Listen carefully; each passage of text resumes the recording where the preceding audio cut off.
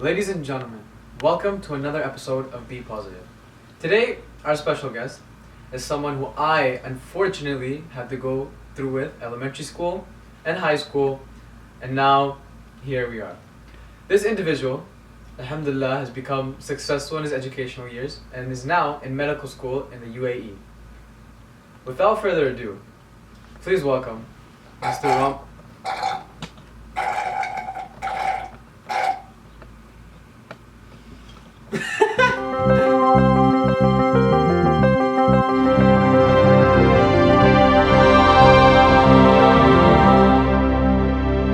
I want to come back and serve my people because they need it most. आप अपने आप को healthy fit रखें. Sports जो है वो most important thing in your life. Need to get better. जब अल्लाह ताला बंदे को देखे तो इस हाल में देखे कि वो ऐसा काम कर रहा हो जो अल्लाह को पसंद है. असल चीज जो है दुआ है. जन्नत तेरी पिन्हा है तेरे खूने जिगर में. ख्वाब हो जाओगे, अफसानों में ढल जाओगे, अपनी मिट्टी पे ही चलने का सलीका सीखो, संगे मरमर पे चलोगे तो फिसल जाओगे.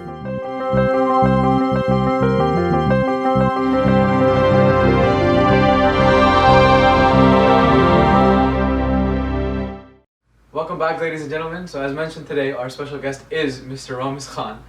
Mr. Ramis Khan, thank you for joining us today. Of course, man, it's my pleasure.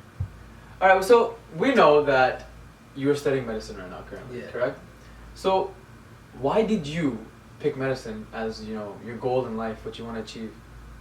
Well, you see, the sad truth is that my parents actually forced me to do medicine. No, I'm just joking, man. I'm just joking. Calm down. No, that's not the reason. Well, see, I've always had like a deep underlying passion to do medicine, and where I just liked helping people, and even study-wise, I was always into biology and subjects like that. But in 11th grade, when I went to volunteer at a public hospital in Pakistan, I got to like witness firsthand like different patients and what they really went through, and the real job of a doctor, and just really how important they are in people's lives. And I just wanted to be like that. I just wanted to play my part and help people in that sense, because it's always a good feeling at the end of the day to help people, of course. Yeah. And do what you can. So yeah. So that's where it started. Like when before you were inclined towards medicine. But when you volunteered, when you had the hands-on experience of being in like a medical environment, seeing the actual role of a doctor, that's when you were like, I want to be a doctor. I want to have medicine as my thing. And also the money's really good. That's true. Yeah. Alright, perfect. As but as I know, you're a Canadian and Pakistani resident, correct? But why did you choose Dubai to, go study a place in the Middle East where you have no roots? Your family lives in Saudi Arabia, you're back home is Pakistan, and Canada is where you grew up. So why did you choose Dubai exactly? What pros and cons did you look for? Okay, yeah. So for Dubai, there's a lot of factors that went into it. Obviously, I was looking at the Burj Khalifa and all the yacht parties in Dubai. Of course, that's the only reason why I'd want to go to Dubai. No other. No, I'm joking again. Are you serious? No, it's not. Don't worry. But no, there were a lot of factors that went into it, right? And I had to do a lot of research. So when I was looking into Canada, I saw that you have to do a 4-year undergrad and then apply to med school and all of that stuff. Like I talked to a lot of people who were in their 4th year, who were trying to get into med school in Canada. They were like, it's not really it. Like there's a lot of uncertainty amongst our class who are also trying to apply to med school, like people in health sciences. So and then when Pakistan was just never really an option that I was really looking into. But when I found this university in Dubai, it was really close to home. That was a big factor, of course. Like my parents were living in Saudi at the time. And then also when I was doing some research about this university itself, Gulf Medical University, it had a lot of affiliations with universities like in America and just different unis around the world, like in Poland and in the UK as well. So then I saw that would be really easy for me to get my degree there, study there, and then move on and study elsewhere abroad. So that was a really big factor. It was like known internationally, Mm-hmm. And then also my close friend, his name's Ahmed Rahman. His older siblings also went to that uni, and when I talked to them about it, they really recommended it. Which unis are you speaking about? Gulf Medical University. Gulf Medical University. Yeah. So then they really recommended it as well. So I thought, all right, let's see how it goes. So you picked Dubai as your destination for education, but how long has it been? Like 6 months since you've been studying there. So based on those, what are your pros and cons of studying in Dubai at Gulf Medical University? Well, a big pro, of course, is that it's in the UAE, which is like an Islamic country. So when you're there, you really don't get influenced by like naughty factors, naughty. You can't be naughty now. You have to focus on your studies, and then like you're always reminded about the message of Islam when you're in the UAE. Obviously, the adhan going on, and then most of your friends are gonna be Muslims and they practice, so that's always a big thing. Another pro I found was that like it's in a big city like Dubai, like it's right there, so you're gonna be studying as well, and you're not gonna be bored. You can do so many things with friends. You can just go out to a restaurant or whatever. You can go chill wherever you want. You can go play football. There's so many things to do as well. And of course, the big factor was that it was close to home. So just all of these, there were a lot of pros. But with the pros came a lot of cons. So some cons that I experienced were that like when I was doing my research, I saw that the curriculum in the UAE, there's only like a finite amount of information they teach you, right? So it's only a bit. But then like if you want to study abroad or somewhere else, you're gonna have to learn a lot more and broaden your knowledge a bit. If you want to take like the USMLE or some big like entrance exam like that. So that requires a lot of independent studying as well. But obviously being in medicine, you should study yourself too, Of course you gotta prioritize and know what you need to do. That just comes with every challenge, so that's a big deal. So as you said, you mentioned that you have to not be naughty. How did you, like, suppose to get somewhere in life, you have to keep tunnel vision, you have to keep focus. So how do you stay away from that stuff? And especially in our era right now, there's youth involved in drugs, girls, just procrastinating in general. So how do you do that? How do you, blind yourself from that and just look at your goal that you have in life? Yeah, I just want to clarify. I feel like these distractions and things, they're everywhere. Even in Dubai, even like in an Islamic country, like even if you go to a country that's all Islamic, like you're still gonna find these distractions. Canada, everywhere around the world.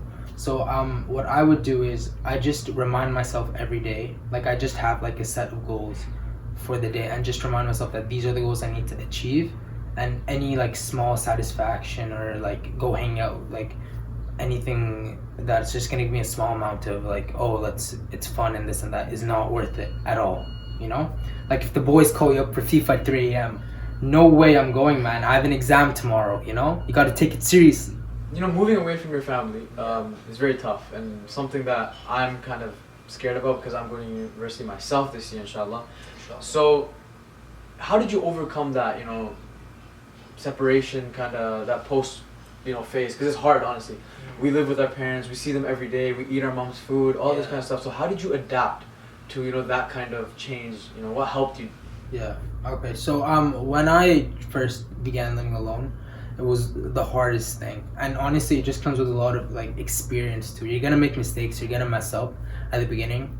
Like for the first month I was just eating takeout. Freshman 15, man, it's a real thing, I'm telling you.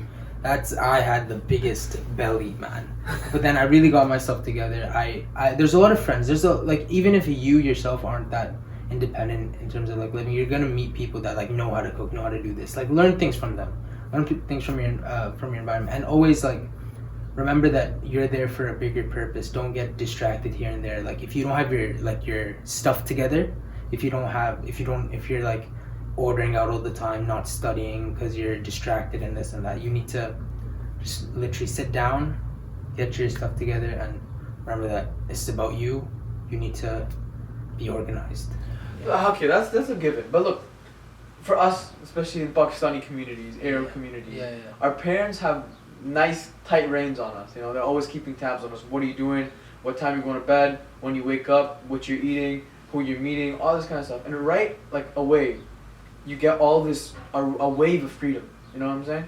So how did you get over that phase? Because honestly, that phase is very deadly, and you can get lost in that wave. Yeah. So how did you get out of that wave and just instead of getting crashed by it, you learn to surf on it? How'd you do that? Well, it's like sometimes you hit with like a wave of guilt.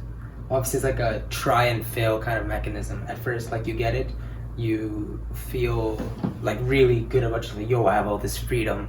I gotta do this. I gotta do this. And then at some points, like especially like when you get an exam grade, you're like, oh no. So it's all about you and yourself and how you react to the situation at hand. If you get a bad grade because of your lack of responsibility, then you have to make changes according to that.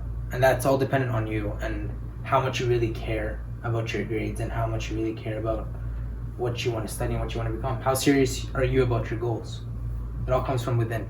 Talking about your degree now, I mean, we covered things, hurdle, all this kind of stuff. So when you get your certification, how valid is that in different countries? Like the certification from Dubai, can you use it in Canada? Can you use it in America, UK? How does that work? Woman, are you questioning me right now? I mean, it's an interview, but Yeah, no, I get it.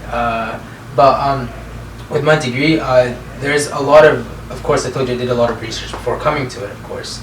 And the degree is internationally recognized, and a lot of the graduates go to different countries around the world. Like yesterday, there was a graduate, they posted on the newsfeed that he went to America to continue in for his residency.